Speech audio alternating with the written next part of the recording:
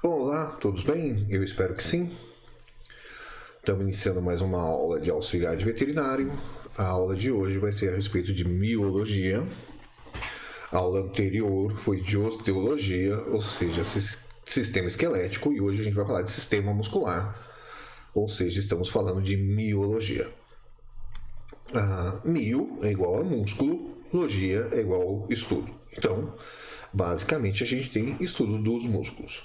Se eu juntar os dois sistemas, eu tenho o que a gente chama de aparelho. Eu junto o sistema esquelético com o sistema muscular e eu tenho um aparelho. As principais funções, né? Vamos lá. Produção de movimentos corporais, isso bate com o sistema anterior. Proteção dos ossos, proteção dos órgãos, isso bate com o sistema anterior. Produção de calor, aí a gente tem uma diferença. Movimentação de fluidos corporais, a gente já vai falar um pouquinho mais a fundo a respeito disso. E estoque de glicose. Mas na verdade, se você quiser falar que sustentação, que é essa proteção dos ossos, movimentação e proteção é exatamente a mesma coisa do sistema anterior. São também as três mais importantes desse sistema. Eles trabalham juntos, tá? A gente vai ter o aparelho locomotor. Os dois juntos fazem com que o animal caminhe, faz com que o ser humano se mantenha de pé. Isso é um aparelho. A gente tem basicamente três tipos de musculatura. A gente tem a musculatura lisa, a musculatura estriada esquelética e a musculatura estriada cardíaca. Ou simplesmente lisa, estriada e cardíaca, se você quiser resumir. Eu aceito assim avaliações, tá? Acho que 90% dos professores vão aceitar que você use os termos dessa forma. Lisa, estriada e cardíaca. Por definição, a gente vai falar um pouquinho a respeito de cada uma. Eu deixei uma definição, uma explicação. Vamos começar a entender um pouquinho das siglas, aonde você vê SNA. A gente está falando de sistema nervoso autônomo. Falando a respeito de musculatura lisa, a gente está falando de tá em vermelho. Músculos involuntários de contração lenta. Basicamente, a gente está falando de músculos viscerais. Eles são músculos lisos de contração lenta. É uma regra? Sim, é uma regra. Toda musculatura lisa ela vai ser de movimento involuntário. Você não define o movimento. Você não decide que esse movimento ocorra. Involuntário é aquele que ocorre independente da sua vontade. E a gente vai ter a musculatura estriada esquelética, que é o contrário. São músculos de contração rápida e os movimentos são voluntários. E aqui a gente fala de musculatura esquelética. Andar, fechar a mão, a gente está falando de movimentos voluntários. Eu preciso pensar, eu preciso dar o comando para o meu cérebro, né, para esse comando chegar até os músculos e eles se mexerem de acordo com a minha vontade. É muito rápido. Agora, por exemplo, o diafragma que eleva o pulmão para você poder respirar, ele é de contração involuntária. E aí a gente faz as definições de acordo com os dois. Essa regra serve para praticamente todos os músculos do corpo, exceto para o músculo estriado cardíaco. Aqui você tem a quebra da regra. A gente tem um músculo que ele é involuntário, eu não preciso dar o comando para o meu coração bater, e ele é de contração rápida. Esse é o terceiro grupo muscular. Exemplo desse aqui, eu só tenho o músculo cardíaco, eu só tenho o coração. Os outros eu coloco eu divido na verdade eu separo o coração, que entra nessa categoria, e o restante eu divido nas outras duas categorias que a gente falou anteriormente. Aqui a gente tem um exemplo, né, de como seria as fibras dessa musculatura. Perceba o que é o estriado, né? O músculo esquelético estriado são essas voltinhas que você está vendo aqui. O cardíaco ele também é considerado estriado, então você vai ver que ele também tem. E a lisa não tem. Só que você vai ver que a característica do cardíaco em relação ao liso parece com alguma coisa, mas ele tem as estrias do outro.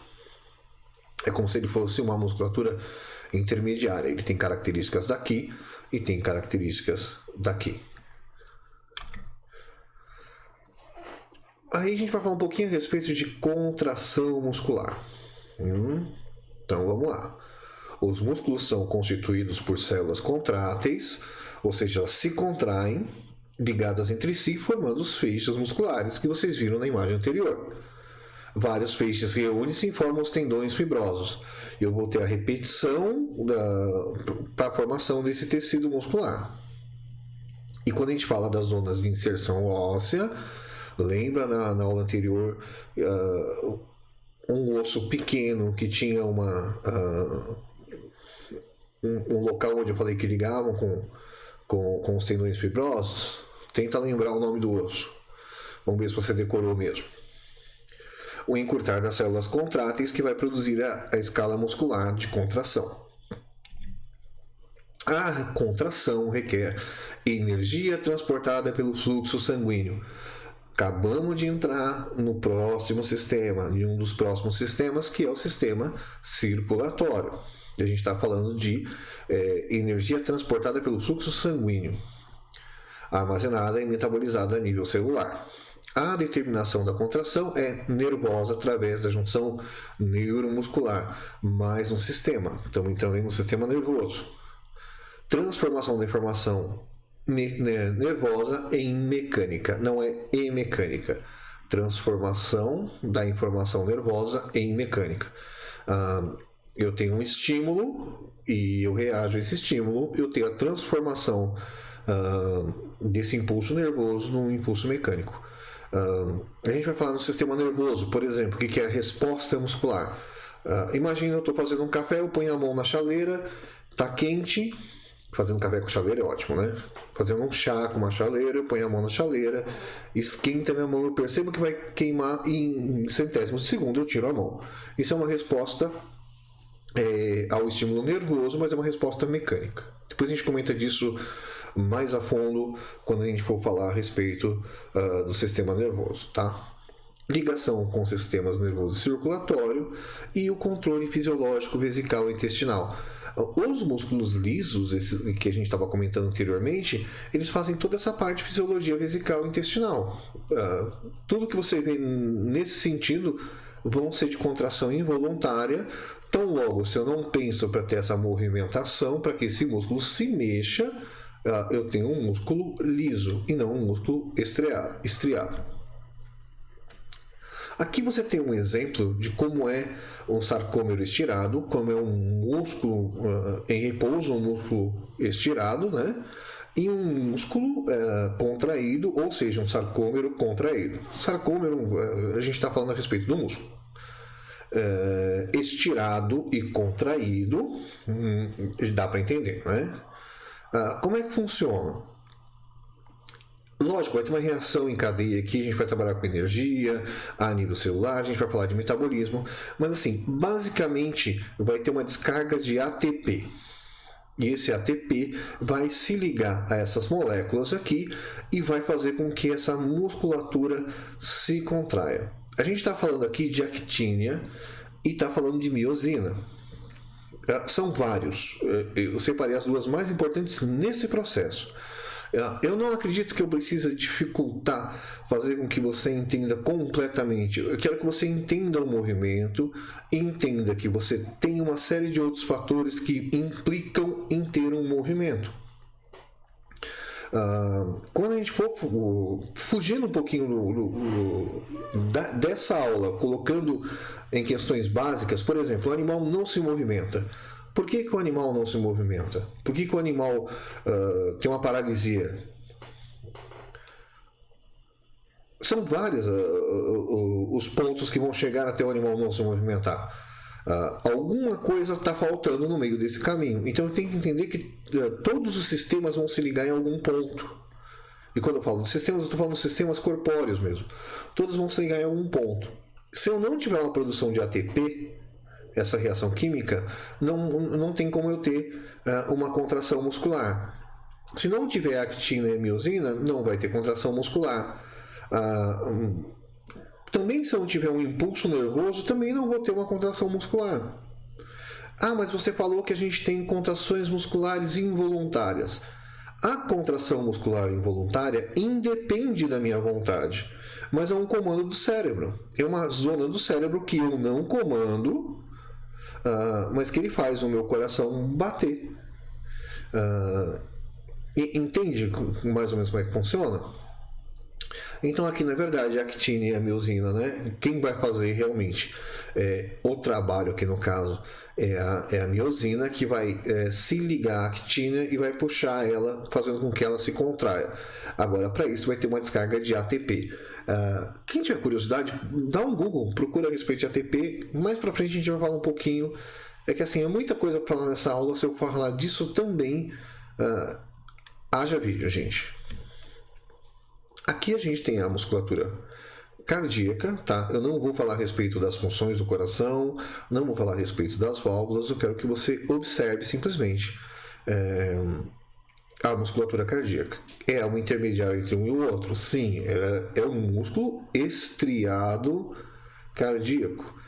Ele é rápido, mas a contração dele é involuntária, porque independe da minha vontade, ok? Seguindo, eu deixei uma lista de músculos superficiais do cão. Decorem: M, músculo trapézio, né? MM, eu estou falando de 2 trapézios. Sempre que eu tenho um M, eu estou falando de um músculo. Se eu tiver M, um M maiúsculo e um M minúsculo, eu estou falando dos 2 músculos, os 2 juntos. Aqui eu tenho os músculos superficiais do gato.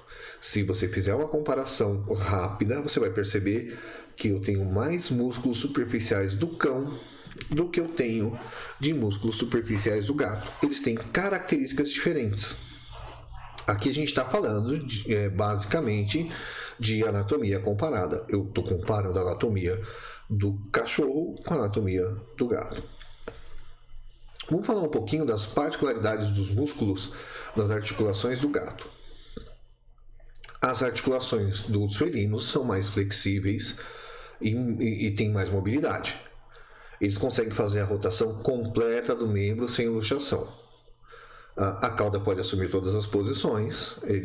Os músculos da cabeça são desenvolvidos, complexos e interligados com os músculos subcutâneos.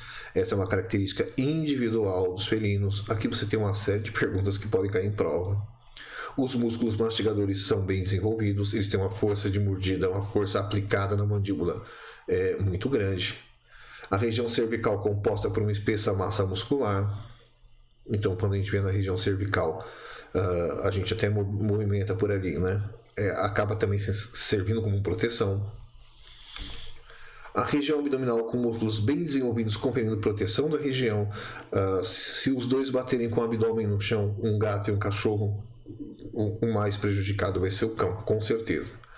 O músculo da coxa e ancas são fortes, mas assim, a maior força dele é para propulsão, ou seja, ele empurrando o animal, ele tem mais força, tá? Então ele tem mais força para empurrar do que para puxar. Basicamente isso. A corrida é composta por uma série de saltos longos e rasantes. Eles são corredores de velocidade e de distâncias longas, ou seja, nem todos os cães conseguem correr longas distâncias, os felinos, em sua maioria, conseguem. Conseguem escalar com facilidade devido aos músculos e garras. As garras ajudam. Saltam muito alto, até por causa desses músculos da coxa e das ancas, que vão conseguir impulsionar eles a alturas muito maiores, né? E os membros com músculos rotatórios que fazem a função de pronação e supinação. A gente analisa depois isso no vídeo. Você vai ver que eles correndo e os cães correndo são diferentes. Eles têm mais propulsão, têm mais impulso. Tá? Quando a altura é suficiente, conseguem cair sobre as 4 patas. Eles têm um senso de equilíbrio muito grande, mas a musculatura ajuda bastante. Tem menor risco de fratura que os outros animais. A gente considera definitivamente um ser supremo. Basicamente, um gato sempre vai cair nas 4 patas. Dificilmente você vai ver um gato batendo a barriga no chão. Vamos falar um pouquinho da anatomia complementar do cão e do gato em relação às patologias. A gente já comentou que são patologias. Patologia é um desvio da normalidade. Eu tenho a média, eu tenho o que seria normal.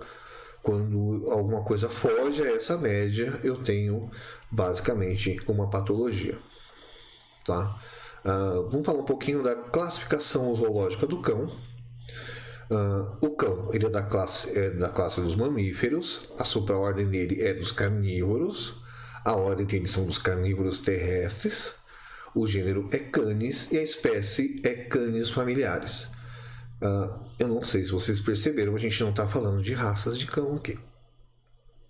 É a mesma coisa que você tentar falar disso em seres humanos. O que muda? São características físicas, são características locais dos indivíduos. Tá? Para a biologia, a classificação para a gente vai até aqui.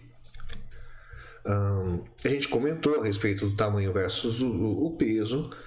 Existem algumas pequenas variações a respeito de tamanho versus peso, mas fica aí para vocês poderem dar uma confirmada depois. Vocês vão perceberem que basicamente são as mesmas coisas, tá? Acabei voltando aqui, vamos para lá. Acho que quando a gente fala de anatomia, a gente comentou na aula passada, né, um pouco superficialmente. A anatomia é do grego ana, que é em partes, e tonem, cortar. Basicamente a gente usa o tomar em partes ou analisar em partes, tá? Aí a gente vai comentar superficialmente a respeito de anatomia comparada, anatomia descritiva, anatomia topográfica e anatomia microscópica. Eu estou pegando partes para fazer estudos. E aqui eu separo de acordo com a necessidade. A anatomia comparada, tá? Aqui eu tenho uma definição. Qual é a definição? Estuda a filogenia de uma estrutura, compara aspectos anatômicos em diversas espécies, verificando as diferenças. O que é filogenia? Estudo das relações evolutivas entre grupos de organismos. Basicamente, eu estou comparando um mamífero com outro, uma raça de cão com outra, um felino e um canino, tá? Eu estou realmente comparando. Como o nome já diz, anatomia comparada. Aqui, por exemplo, a gente tem algumas escápulas e a gente vai tentar analisar principais diferenças. A busca é pela diferença e não pela similaridade. A gente começa procurando diferenças. Aqui é diferente e a gente tenta entender por que é diferente. Aí a gente vai falar a respeito de anatomia descritiva. A anatomia descritiva estuda um grupo de órgãos relacionados a um sistema comum, que é o que a gente está fazendo, estudando os sistemas corpóreos. A gente fala do sistema reprodutor, a gente fala do sistema respiratório, a gente fala e assim sucessivamente. A gente está analisando um grupo de órgãos relacionados a um sistema em comum. O que um ajuda o outro dentro desse sistema? A gente tem a anatomia topográfica, que estuda as relações gerais dos órgãos que constituem cada região do corpo dos vertebrados. Desculpa. Aqui eu não estou falando de similaridade, aqui eu não estou falando de função, eu estou falando de região. Topografia, região.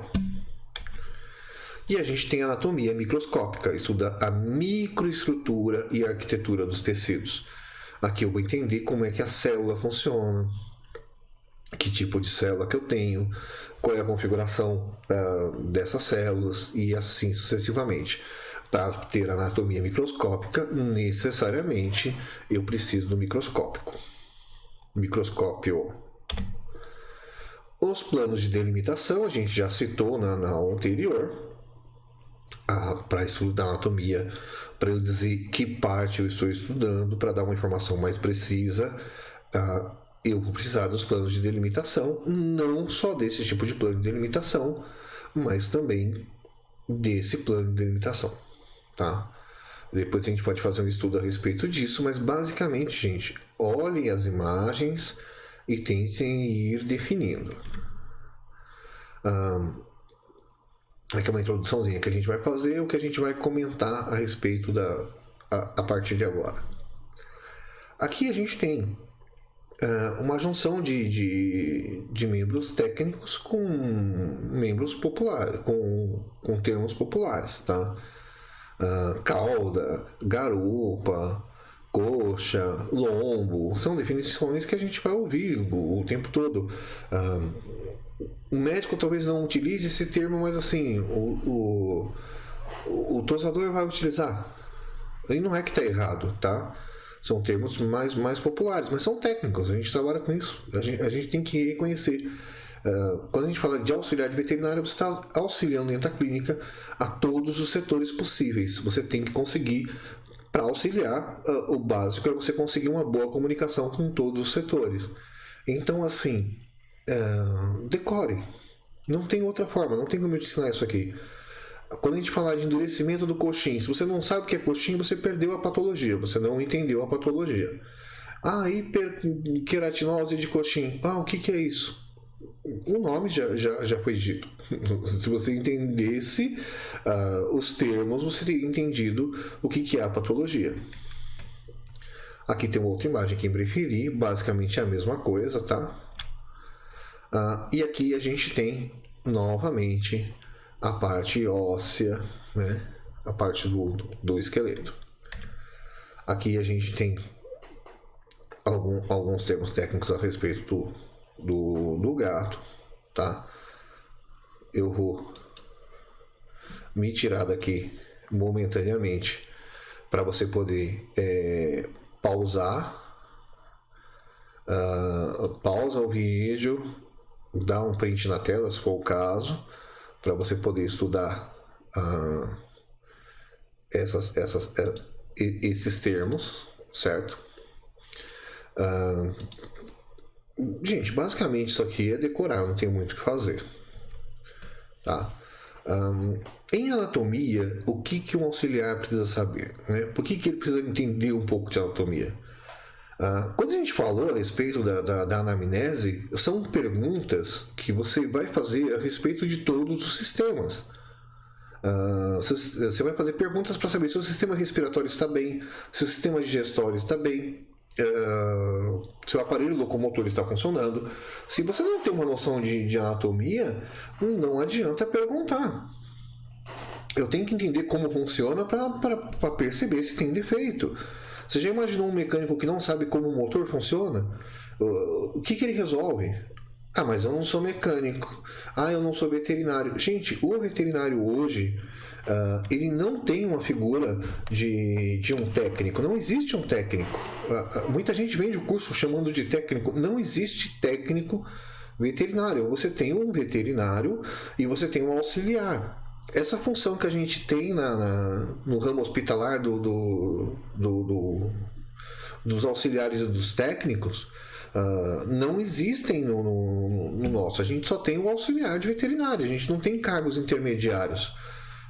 Você dá injeção, você coleta exame, você faz o primeiro atendimento, você atende o proprietário do animal, você faz curativo, você tira ponto.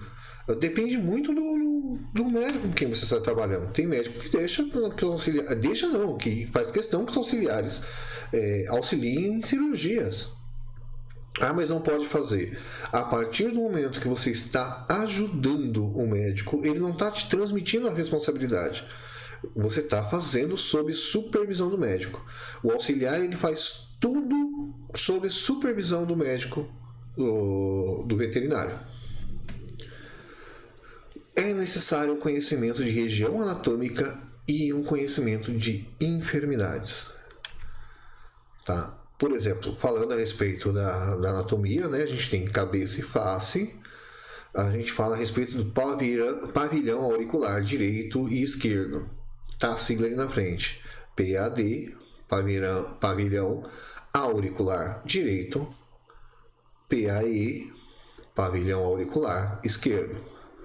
Conduto auditivo direito, conduto auditivo esquerdo, CAD, CAE, olhos, pálpebra superior, pálpebra inferior, focinho e etc. Essa é uma boa base de anatomia para você começar, tá? Por exemplo, falando a respeito, que eu falei que é a respeito das patologias, né? Falando a respeito dos olhos, a respeito das córneas, a gente tem aquilo que a gente chama de úlcera de córnea. Observe essa imagem aqui, ó. Aqui você tem um quadro bem evoluído, tá vendo? As perfurações que tem aqui, as ulcerações. Mas olha como começa. Tá vendo? Região avermelhada, uma opacificação aqui já. Muda a coloração. Olha onde chega. Num exame simples, você podia ter alertado, ter chamado a atenção para isso aqui. Não teria chegado aonde chegou. Tá? Dá uma olhada. E dá uma olhada no quadro inicial. Esse é um quadro intermediário. E esse aqui é o final. Com um pouquinho de observação, você não teria percebido essas manchinhas aqui, esse inchaço. Tem um corrimento anormal aqui. Dá para perceber, né, gente? Aqui, por exemplo, para você entender a importância de você saber disso, vamos lá. Sempre avaliar o animal como um todo.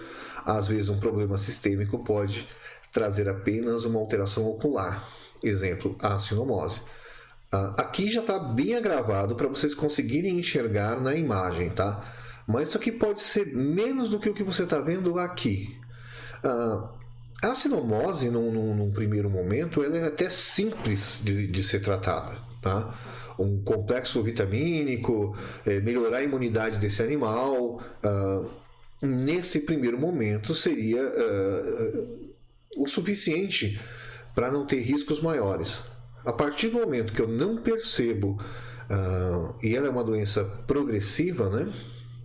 A partir do momento que eu não percebo, que isso me passa desapercebido, que eu não faço nada, que eu não tomo nenhuma atitude, não entro com medicação, com nenhum tratamento, não faço nada, isso aqui pode ir para uma segunda fase, que é a fase neurológica da doença, onde o animal começa a convulsionar, começa a perder o controle dos movimentos e provavelmente o animal vai a óbito. Mas num primeiro momento, você não vai ver o animal convulsionando. No primeiro momento que você tem é isso aqui, você tem o corrimento, né, amarelado nos olhos e o corrimento amarelado saindo pelo nariz. É simples observação. Vamos lá. Continuando com a mesma região, tá, de anatomia, eu vou me retirar daqui um pouquinho para vocês poderem enxergar com uma melhor qualidade. Então, observem aqui, né, que a gente tem uma formação, né? A gente tem uma formação nessa região dos olhos aqui, uma espécie de bolsa. Aqui, ó, mesmo a longa distância, mesmo com a imagem muito pequena, você consegue ver. Aqui você também consegue ver. Isso é protusão de glândula de terceira pálpebra, né? É uma protusão ocular, isso aqui, ó. Isso está em crescimento. Qual o problema disso aqui? Isso vai chegar num ponto que o animal não vai chegar. Sem contar que isso aqui incomoda bastante, o animal coça, pode perfurar isso aqui, tá? Aqui a gente tem a imagem da pálpebra, né? A pálpebra superior, a parte da pestana, o olho, né? E a pálpebra inferior aqui. Dá uma olhada o que acontece com a pálpebra inferior e o que acontece com a outra, ó. Esse aqui é entrópio, entro, né? Dentro. E esse é ecto, é fora. Sempre que você vê em semiologia ecto, eu estou falando de fora. Sempre que eu ver ento, eu estou falando de dentro. Então, entro e ectro seguem a mesma regra. Aqui, ó, esse é um estágio, esse é outro estágio. Tem algumas raças que são predisponentes a ter isso, né? Obviamente, já há uma dificuldade para ele já tem pouca abertura ocular. Se acontece um negócio desse aqui, a visão dele vai ficar muito prejudicada. Mudando um pouquinho, ainda falando da cabeça, mas vamos sair um pouco dos olhos. Vamos falar um pouquinho de otite. Otite, a gente está falando de ouvido, não é? A gente tem interna, que é nesse canal mais profundamente, e a gente tem externa, que é nessa região mais por fora da orelha aqui. Aqui você tem fúngica, você tem bacteriana, você tem mista, mas você pode ter um vírus se aproveitando dessa situação também. Fúngica, a gente está falando basicamente de fungos. A gente comentou a respeito de fungos quando a gente falou nas aulas anteriores, e a gente falou a respeito de bacteriana. O remédio que funciona para bactéria não vai funcionar para fúngica. O que pode desencadear uma otite? Basicamente qualquer coisa, um banho que caia água, penetre nesse ouvido, pode ajudar com que cresça um fungo e que eu tenha um problema a médio ou longo prazo. Esse tipo de orelha, esses animais que têm esse tipo de orelha, eles são predisponentes a ter esse tipo de situação também. Por quê? Tanto o fungo como a bactéria, eles vão gostar de um local quente, úmido e escuro, na maioria dos casos. E com essa orelha caída aqui em cima, basicamente é o que você tem. Aqui, né, tá mostrando a parte uma secção parcial, né, do aparelho, para você entender como é que funciona esse conduto. Se você tem um fungo alojado aqui, é muito complicado de você visualizá-lo simplesmente. Se você tem uma inflamação nessa região aqui, é bem complicado de você perceber. Quando você perceber, já tomou praticamente essa parte desse canal auditivo externo todo. Quando a gente fala de externo e interno, é justamente isso aqui, ó. Eu tenho a parte aqui, ó, externa, e aqui eu tenho a parte interna, tá? Ouvido externo e ouvido interno. Aí se a infecção é daqui para cá, ela é externa, senão ela é interna. Aqui uma outra imagem com um pouco mais de detalhes, mas é basicamente a mesma coisa que a gente viu no anterior. No caso, essas orelhas aqui não são um ambiente tão propício assim, mas não quer dizer que seja descartado. Ele também pode ter o mesmo tipo de patologia, tá? Quanto maior for essa orelha, quanto mais ele balançar a cabeça e retirar o algodão na hora do banho, maior vai ser a chance dele ter pelo banho, vamos dizer assim. Mas existem uma infinidade de coisas. A forma como ele coça, se você não faz uma inspeção, se você não observa, o proprietário não observa, isso acaba passando desapercebido. O auxiliar pode fazer isso, com certeza. Você não vai dar diagnóstico, mas a gente faz uma boa triagem, por exemplo, no momento de fazer uma tosa. Você pega o animal, você vai observar todo o animal, vai levantar a orelha e vai dar uma olhada aqui com a situação do ouvido externo, pelo menos. E você vai marcar na ficha de anamnese lá, olha, suspeita de otite? Não, você vai encaminhar simplesmente para o veterinário laudar, para o veterinário dar o laudo. Encaminhado ao veterinário, possível otite, pronto. Olha a situação. Olha a forma de corrimento que a gente tem, tá? Olha isso aqui. Não é muito bonito. E não tem como você falar para mim que isso aqui passa desapercebido, tá? Isso aqui não é normal. Isso aqui não tem como passar desapercebido, não. Tá? Mas vamos continuar. Durante um exame, O médico vai tentar perceber, mas poxa, o animal foi lá tomar uma vacina, o animal foi lá desembolar o pelo, não custa você fazer o que está sendo feito nesse momento aqui, que é dar uma conferida, que é dar uma confirmada, dar uma boa olhadinha lá. Chama o proprietário, mostra, fala, olha, ele chegou assim, até para não sobrar para você. Se você mostrar tudo que o animal trouxe da residência, olha, achou pulga, olha, vem cá, moço, dá uma olhada, tá vendo? Ó, tá com pulga. Ó, ele tá machucado, tá vendo?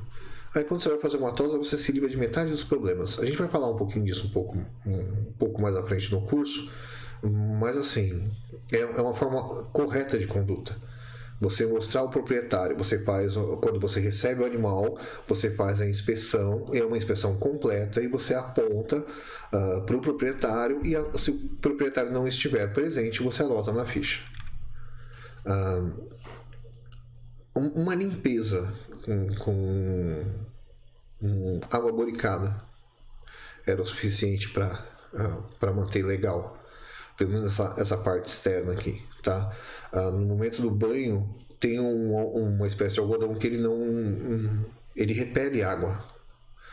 Se você tampar, você também evita a otite, tá? Aqui a gente vai falar de um outro problema nessa mesma região, que é o otohematoma. Aí no caso é o acúmulo de sangue entre a cartilagem da orelha e a pele. Observa essa e observa essa. Você vai falar para mim que você não consegue ver diferença? Olha de novo, tá? Dá uma olhada, tá? Não só cães, gatos também. Uma vez isso aqui é cirúrgico, não há outra forma, tá? Mas isso aqui começa com um pequeno inchaço, então vai ser só numa região. Vai piorando. Se você não fizer nada, isso vai piorando, vai se agravando. É um acúmulo de líquido, né? E aqui é a resolução do problema. É cirúrgico. Há um corte, a retirada de todo esse líquido e os pontinhos para que haja cicatrização e que não haja que não volte esse líquido a se infiltrar aqui por dentro. Mas eu falo para você, por mais simples que seja a cirurgia, é uma cirurgia que talvez pudesse ter sido evitada. Começou o inchaço, vamos ver se drena. Mas a partir do momento que o animal começa a se sentir incomodado, começa a coçar, ele vai agravar o quadro, e passa lá, olha, você não vê nada, você não acha diferença, tá um pouquinho inchadinha, não percebi, passa batido, vai chegar no nível cirúrgico, tá? Deixar animal solto, dá uma olhada na situação. Fora a dor, o incômodo que esse animal está sentindo, a gente vai ter que fazer a retirada desses espinhos manualmente. Imagina que cada ponto desse aqui é um possível ponto de infecção. Então é um quadro sério. O animal pode vir a óbito, ele pode ter uma septicemia, ele pode vir a óbito por uma infecção generalizada. Dá uma observada. Porque ele é curioso, ele viu o porco-espinho, ele foi lá, meteu o focinho atrás do porco-espinho. No interior de São Paulo isso acontece muito. Eu não sei aqui na região de vocês, mas assim, interior de São Paulo, isso não é novidade, tá? Aqui você vê que chega até mesmo nas patas, vai ter que fazer a retirada de todos esses espinhos. Aqui ele está falando um pouquinho a respeito da parte anatômica que a gente vai ver a seguir, tá? E a gente vai falar a respeito de algumas patologias que vão... Quando você vê aqui M, membro, A, anterior, D, direito. Membro anterior, esquerdo. Se eu colocar MMA, eu estou falando dos dois membros anteriores. Se eu quero falar de só um, eu coloco membro anterior direito, membro anterior esquerdo. Se fosse membro posterior direito, membro posterior esquerdo. M, posterior é P. Se eu quiser falar os dois membros anteriores, eu vou falar MMAA e MMPP. Eu estou falando dos dois anteriores e dos dois posteriores. Aqui a gente está frisando em unhas, coxins, ossos e articulações. Aqui a mesma imagem que eu já passei para vocês, de fazer um comparativo e nomear as estruturas ósseas. Então, mais uma deixa, tá? Aqui a gente está falando da onicogrifose, que é causada pela leishmaniose. A unha cresce em demasia e entorta. Não é, ela também engrossa bastante. Aqui, ó, olha a quantidade de machucados, a quantidade de áreas sem pele, sem nada, tá? Após 2 meses, olha a situação que a gente consegue deixar. Então, assim, tudo tem jeito. A questão é de realmente a gente se pautar em observar, tá? A gente está falando aqui da leishmaniose, dá uma olhada. É isso aqui o causador, tá? O que a gente não fala nada é que ela pode ser também transmitida para humanos, ou seja, a gente está falando de mais uma zoonose, né? Esse aqui não é o causador, mas é ele quem transporta a doença, tá? Aqui, ó, por exemplo, quando a gente fala do corte de unha, é essa linha de corte aqui, ó. Senão vai sangrar, né? Se pegar essa parte aqui, sangra. Quando o animal tem a unha branca, é muito fácil, você consegue ver essa parte aqui lá dentro. Se não, do contrário, a gente simplesmente coloca o alicate nessa linha aqui e corta. Vocês vão aprender isso aqui direitinho mais pra frente, quando a gente falar a respeito de banho na parte de estética. Tá? Mais uma vez, outro diagrama, a linha e o ângulo tem que ser cortado. Falando assim a respeito dos membros anteriores, né, ou dos membros posteriores, também isso pode acontecer. Uma das patologias que acontece bastante é a parte de fratura. Eu tenho que saber como é que é isso aqui. Então, mais um motivo para você estudar a parte do esqueleto. Posso ter também uma ruptura de ligamentos e da parte muscular. Mais uma para você estudar a parte muscular. Aqui, por exemplo, como foi um quadro razoavelmente grave, tem que fazer uma estabilização externa, tá vendo? Aqui embaixo estão os passos. Então depois vocês dão uma pausadinha, dão uma lida, dão uma olhada. Adiantem-se a matéria. A matéria está aí. Eu quero o básico para você passar na avaliação. Mas eu acho que você, para quem gosta da área, você pode sair um pouquinho do básico, tá? Aqui ainda falando de fratura, a gente depois vai comentar, você tem fraturas abertas, tem fraturas fechadas. Quando isso aqui se quebrou, mas se manteve sem um corte, sem que esse osso aparente, a gente tem uma fratura fechada. Quando isso aparece, a gente tem uma fratura aberta. O risco maior da fratura aberta não é nem tanto a fratura, é a infecção bacteriana ou viral que a gente pode ter na sequência, porque você tem uma área exposta, né? Aqui no caso o animal foi levado até o pronto-socorro veterinário, vai ser estabilizado e provavelmente depois análise encaminhado para cirurgia. Aqui, ó, foi tão grave que simplesmente não tem rompeu a parte e o osso ficou à mostra. Isso aqui é quase um deslumbramento. O deslumbramento, às vezes, isso aqui sai. Só que geralmente sai só a pele. Aqui, dá uma olhada. Tá bem feio. Você vai fugir de um quadro desse? Não. Né? Você vê que realmente a situação não é boa. Junto com esses tecidos aqui, ele perde a vascularização dessa região. Você não tem mais vasos. Como é que você sabe disso? estudando anatomia. Então não é só a fratura. O problema é que eu tenho uma piora aqui porque eu não tenho irrigação sanguínea aqui. Muito provavelmente, se eu não tenho irrigação sanguínea, o membro morre e eu tenho que fazer uma amputação desse membro. Tá? Às vezes o caso é super simples e a gente não vê que ele está prejudicado, que a vascularização dele está prejudicada, a gente deixa para lá. E vai agravar o quadro e vai chegar numa amputação de membro. Tá? Igual a gente estava comentando a respeito da hiperqueratorose de Cochin, há um endurecimento dessa região, a famosa almofadinha, como o pessoal fala, ela endurece e a gente está falando de queratina em excesso. A gente vai falar disso aqui em pele e anexos, tá? Hiper é muito queratose, é quantidade de queratina, e Cochin é a região afetada. Se você entender um pouquinho de semiologia, das palavrinhas que eu vou passar para vocês depois, você já entende basicamente a patologia antes de estudá-la, tá?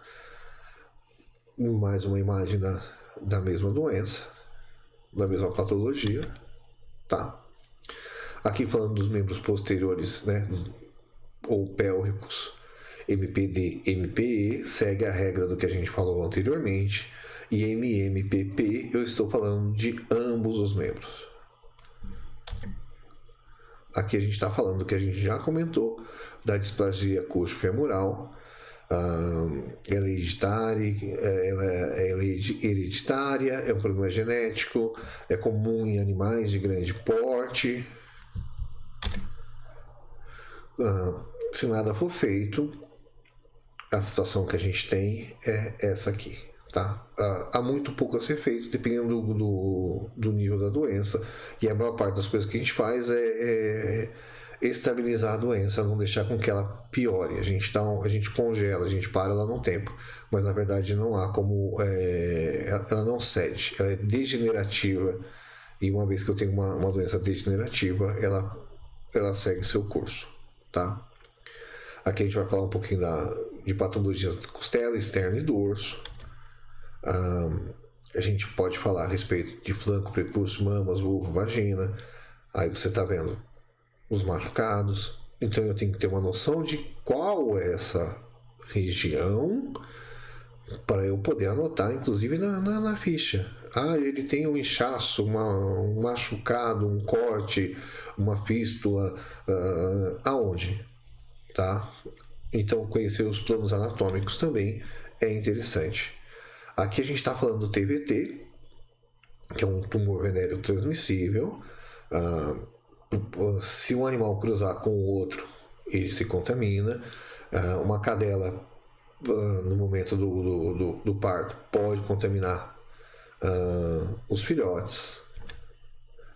Tá? Você vê um inchaço, há uma inflamação, há uma infecção. Eu tenho uma quantidade grande de micro-organismos nessa região, tá? Dá uma olhada a situação, tá? Aqui a gente está falando de neoplasia mamária, ou seja, a gente está falando de neoplasia, basicamente a gente está falando de câncer, né? A gente está falando de tumores mamários. Olha a situação que chega. O leite empedrou, não sei o que. Se nada for feito, olha a situação. Lógico que uma cirurgia nesse caso é muito mais complexa do que se fosse um nódulozinho pequeno aqui. E provavelmente todo o tecido também vai estar comprometido. Aqui uma brincadeira a respeito da medicação para os animais. É complicado da medicação, mas assim, com uma base de anatomia de como funciona, você vai entender que, por exemplo, ele não tem um mecanismo de cuspir, ele não consegue expelir o medicamento. Se você colocar numa região aqui para trás, ele já não consegue devolver o remédio, e ele toma o remédio normalmente, e é sua obrigação fazer. Você vai fazer essa parte de cuidar da medicação dos pacientes, certo? Aqui ainda comentando a respeito, a gente pode falar da parte muscular, dos ligamentos, dos vasos sanguíneos. Eu comentei naquele vídeo a respeito dos linfonodos, teve gente me perguntando o nome, eu até respondi na sequência. A gente vai estudar isso aqui mais a fundo no sistema circulatório. Existe uma diferença de veias e artérias e capilares. Você tem que saber a diferença, porque a gente estava falando do quê? De medicação? Medicação injetável, basicamente. Se você não souber essa diferença, você pode levar o animal a óbito. Eu não sei a diferença de veia e artéria. É para isso que se estuda a anatomia. Quais são os componentes? Se você não entender os componentes, a quantidade de componentes, você jamais vai conseguir interpretar um exame. Tá?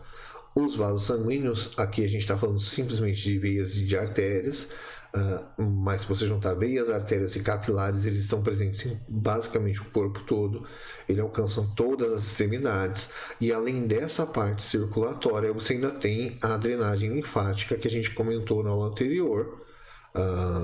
Quando eu passo o vídeo eu falo dos linfonodos, a gente está falando de linfa. Linfonódulo, né? Nódulo linfático. A artéria e veia cefálica, jugular, metatársica, eu tenho que saber se é veia ou se é artéria. É só através do estudo de anatomia que a gente vai conseguir, tá? Para saber aonde eu posso coletar sangue, aonde eu posso fazer a medicação intravenosa ou endovenosa, eu preciso ter uma noção de anatomia. Preciso conhecer a fundo a anatomia, eu preciso tocar aqui e conhecer, eu preciso perceber aonde estão as veias, aonde estão as artérias, tá? Aqui é uma região complicada, mas em alguns casos a gente acaba se utilizando, né? É a mesma coisa de fazer na outra. A diferença é que a imagem é um pouco mais agressiva, mas assim, vocês vão fazer isso aqui. Então, o conhecimento de anatomia é obrigatório. Se você não tiver um conhecimento básico de anatomia, eu não consigo te aprovar. Aqui mostrando um pouquinho da parte muscular, né? E aqui você está vendo exatamente o que aqui. Aonde você acha que isso aqui está sendo colocado? Observem as imagens, tá? Não, isso não é um cachorro. Tá? Mas aqui, ó, você tem jugular e ela é veia. Tá? Aqui, ó, as regiões que eu posso ter linfonodos. Então, é onde eu tenho os linfonodos. Tá? Aqui, basicamente, tá em inglês, mas dá para entender. Submandibular, parótido, pré-escapular, axilar, inguinal e poplital. Aqui é o poplíteo que eu falei, aqui é o inguinal que eu falei, não lembro com quem foi conversou comigo, eu não citei, esses dois eu não cito no vídeo, mas essas são todas as regiões: pré-escapular, submandibular, parótida, axilar, inguinal e poplital. Gente, a aula de hoje é isso. Voltem elas quantas vezes forem necessário. Decorem. Basicamente, isso aqui é decorar. Tem muito pouco de compreensão. Tenta fazer a anatomia comparada entre o gato e o cachorro. Vejam os ossos, vejam as musculaturas. E assim, bom estudo para vocês. Gente, tem que se esforçar. Ok? Até a próxima. Bom descanso para vocês. Até a semana que vem.